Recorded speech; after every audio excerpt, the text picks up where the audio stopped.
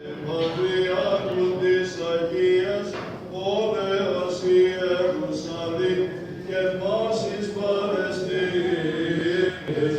Συρίας, Αραβίας, πέραν του Ιορδάνου, Κανaan,